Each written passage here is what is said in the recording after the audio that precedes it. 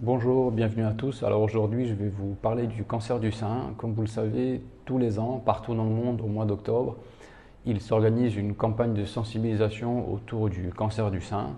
C'est la campagne Octobre Rose.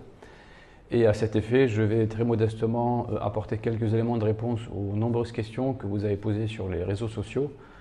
D'ailleurs, je vais en profiter encore une fois pour vous remercier pour tout l'intérêt que vous portez à ces publications en espérant qu'elles vous soient très utiles. Il faut savoir que le cancer du sein, c'est le premier cancer chez la femme en Afrique. C'est également la première cause de décès par cancer chez la femme en Afrique. C'est vous dire toute l'ampleur du problème et surtout toute l'importance du sujet que nous allons discuter aujourd'hui. En matière de cancer, il n'existe pas vraiment de cause, on parle plutôt de facteurs de risque qui peuvent être très variables. Et on considère que si une personne est exposée à ces différents types de facteurs sur une durée plus ou moins prolongée, elle va avoir un risque plus ou moins élevé de développer un cancer, en l'occurrence ici le cancer du sein.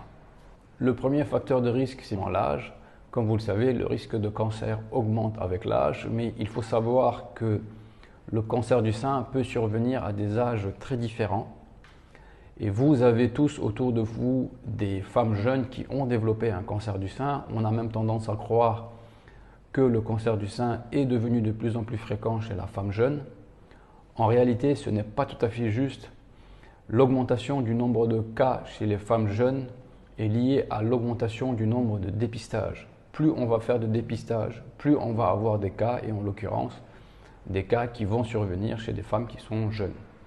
Il faut savoir qu'au Sénégal, l'âge moyen du diagnostic du cancer du sein est autour de 45 ans, ce qui représente quand même un âge relativement jeune comparativement à l'espérance de vie moyenne dans nos populations. Le deuxième facteur de risque, c'est le contexte familial, c'est-à-dire qu'il va falloir savoir si au sein de la famille, il y a eu des cas de cancer du sein, les grands-mères, la mère, les tantes, les sœurs, etc. Comme vous le savez, il existe des gènes qui vont prédisposer à la survenue du cancer du sein. On estime aujourd'hui que la transmission héréditaire est entre 10 et 15% sur l'ensemble des cancers du sein. D'ailleurs, ces tests génétiques sont désormais disponibles au Sénégal et il est parfaitement possible de les réaliser. Le troisième facteur de risque, c'est bien évidemment le mode de vie. Vous le savez tous, l'alimentation joue un rôle capital dans la survenue du cancer, d'une manière générale, et plus précisément le cancer du sein. Il faut une alimentation équilibrée, l'obésité, le surpoids, l'alcool, le tabagisme, le manque d'activité sportive régulière, tous ces facteurs augmentent bien évidemment le risque de survenue du cancer du sein. Le quatrième facteur de risque englobe toutes les causes hormonales. Comme vous le savez, le cancer du sein est un cancer hormonodépendant, c'est-à-dire qu'il va dépendre des hormones.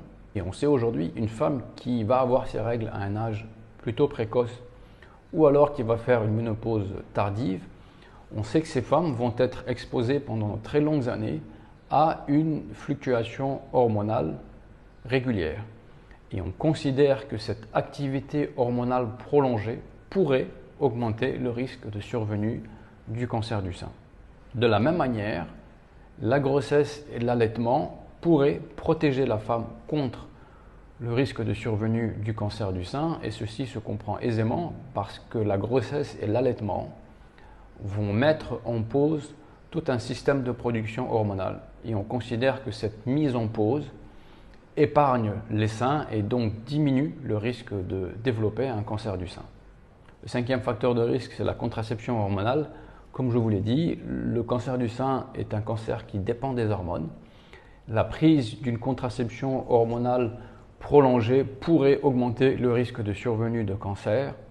Cependant, ce risque diminue dès l'arrêt de la contraception. C'est-à-dire que si vous avez pris une contraception pendant 10 ans, à partir du moment où vous arrêtez cette contraception hormonale, le risque de cancer diminue. Le dernier facteur de risque, c'est bien évidemment les perturbateurs endocriniens. Vous en avez tous entendu parler. Il faut savoir qu'il existe un nombre incalculable de substances chimiques qui se retrouvent soit dans l'air que nous respirons, soit dans les pesticides que nous injectons dans l'alimentation ou encore dans les produits cosmétiques que nous appliquons tous les jours.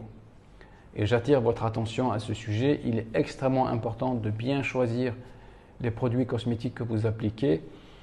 Le lien entre perturbateurs endocriniens et survenue de cancer d'une manière générale est aujourd'hui scientifiquement clairement établi. Les signes sont très variables et ils sont surtout fonction du stade d'évolution de la maladie. Il peut s'agir soit d'une douleur, soit une masse que vous allez palper au niveau du sein, soit des ganglions, ou alors vous pouvez remarquer que la peau a un aspect et une coloration qui est différente au niveau du sein. Vous pouvez également remarquer qu'il y a un écoulement soit de sang, soit d'un liquide qui ne vous semble pas normal.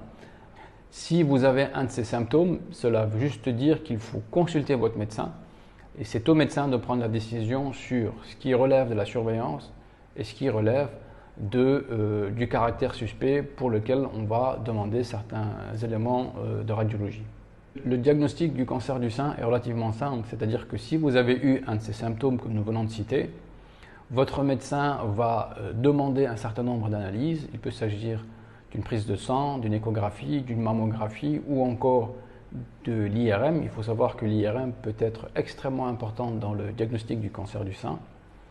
Si après ces éléments de radiologie, on remarque qu'il y a une masse qui paraît suspecte, on fait ce qu'on appelle une biopsie, c'est-à-dire qu'on va prendre un échantillon de tissu sur cette masse et on va l'analyser au laboratoire et c'est le laboratoire qui va nous donner la confirmation du diagnostic et surtout déterminer le type de cancer que c'est. Vous savez, il n'existe pas un cancer du sein, mais des cancers du sein. C'est d'ailleurs ce qui explique que vous pouvez avoir autour de vous des patientes ou des amis qui ont un cancer du sein et qui ne vont pas forcément avoir le même type de traitement. Ceci est dû au fait que le cancer du sein peut avoir différentes formes histologiques variables. Le dépistage commence bien évidemment par l'autopalpation. En réalité, on parle d'autopalpation, mais ce qu'on vous demande de faire, c'est un examen pur et simple des seins. C'est-à-dire qu'il faut vous mettre devant la glace et regarder vos seins. Il faut voir s'il y a une modification particulière, s'il vous semble toujours un peu symétrique, si vous remarquez qu'il y a une coloration bizarre ou une masse bizarre, peu importe. Mettez-vous devant la glace et regardez vos seins. Ensuite, vous allez faire ce qu'on appelle l'autopalpation. Ce n'est pas très grave si vous ne savez pas trop comment faire une autopalpation. Ce qu'on vous demande de faire, c'est de passer les deux mains sur le sein, de parcourir l'ensemble du sein et de voir si vous remarquez une masse, une boule, un nodule, une douleur, peu importe, quelque chose qui vous semble nouveau et qui n'était pas là les jours précédents ou les semaines précédentes. L'autopalpation, il est recommandé de la faire une fois par mois, bien évidemment pendant les règles, jamais avant, parce qu'avant les seins sont toujours plus sensibles et douloureux. Je comprends que la situation est un peu anxiogène et qu'on n'a pas forcément envie tous les mois de se mettre devant un miroir et de chercher une boule, une douleur ou je ne sais quoi. Dans ces cas-là, mesdames, faites confiance à vos partenaires, ils sont généralement très bons dépisteurs. L'autre élément de dépistage, c'est bien évidemment la mammographie qui permet de dépister environ 75% des cancers du sein. Compte tenu des données scientifiques actuelles, il est recommandé de démarrer la mammographie à 40 ans. Encore une fois, tout dépend du profil que vous avez.